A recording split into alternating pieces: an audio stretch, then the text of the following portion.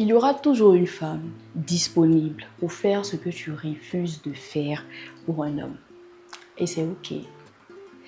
Bienvenue au Goddess Mindset. C'est la chaîne YouTube qui parle de féminité, de luxe et de succès des femmes, en particulier de la femme noire.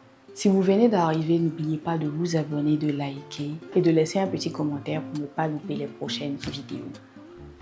Il y aura toujours une femme pour faire ce que tu refuses de faire pour un homme et c'est ok.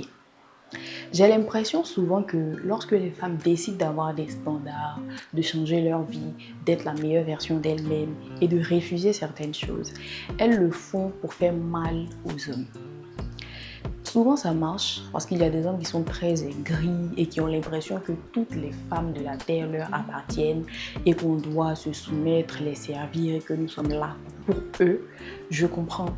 Mais de toutes les façons, si vous ne faites pas ces choses pour eux, il y aura toujours des femmes qui le feront. Il y a des femmes qui sont extrêmement désespérées dans la vie et qui feraient n'importe quoi pour avoir un homme à leur côté. Et il faut comprendre cela, il faut l'accepter et il faut en être fier. Et il ne faut pas se fâcher à chaque fois qu'une autre décide de faire certaines choses qu'on trouve complètement désespérées, qu'on trouve que c'est un comportement de pick-me et tout. Lorsqu'elles décident de le faire, laissez-les faire parce que c'est la vie qu'elles ont décidé, c'est ce qu'elles ont choisi de faire et c'est ok pour elles. Et à un certain niveau, il faut comprendre que le fait d'agir comme ça, le fait d'agir comme une pick-me, surtout lorsqu'on est une femme noire en Afrique, c'est la voie la plus facile et c'est la voie la plus logique. Parce que ça, c'est plus facile, parce que c'est ce que tout le monde fait, c'est ce que tout le monde connaît. Et c'est la voie la plus facile et la plus logique pour avoir un homme, pour être marié et pour toutes ces choses. Donc laissez-les faire ce qu'elles ont décidé de faire. Laissez-les vivre la vie qu'elles ont décidé de vivre. Cela ne dépend pas de vous. Chacune a sa vie.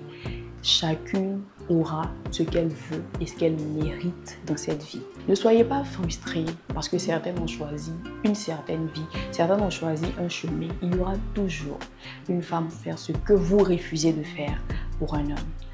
Et c'est ok. Le plus difficile dans cette vie, c'est la voie que vous avez décidé de suivre. Si vous la suivez vraiment, vous comprenez de quoi je parle. C'est difficile d'avoir des standards. C'est difficile de refuser certaines choses dans cette vie aux hommes, surtout lorsqu'on est une femme noire en Afrique.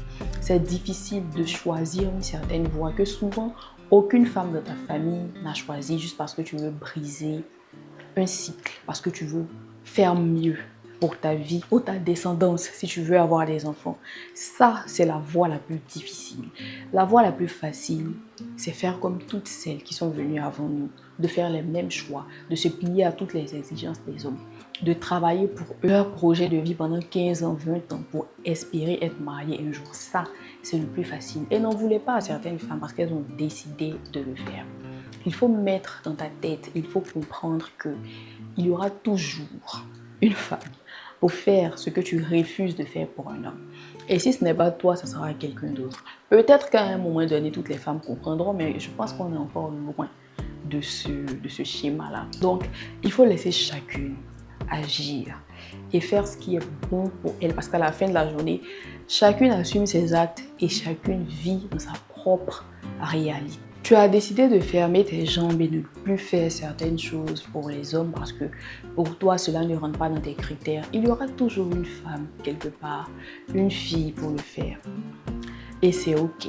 Et c'est pour ça que penser comme ça même te libère l'esprit parce que tu n'as plus mal. Tu n'as plus l'impression de faire du mal à un homme parce que tu lui as dit non. Tu n'as plus l'impression d'être la méchante de la situation. Tu n'as plus l'impression de briser le cœur d'un homme.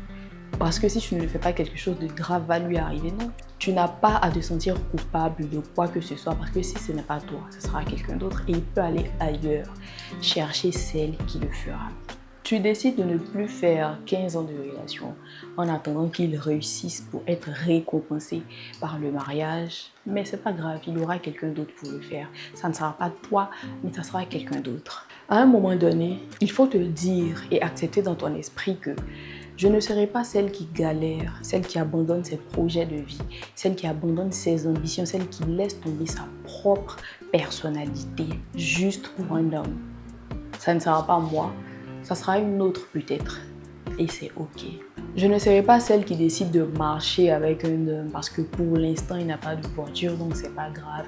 Et je décide de m'accrocher à lui en attendant parce que je sais que dans l'avenir il va réussir. Je ne ferai pas ça. Une autre femme le fera pour lui. Et c'est ok. Il faut accepter cela dans vos esprits. Il faut accepter que la voie que vous avez choisie est difficile, est très difficile, très compliquée.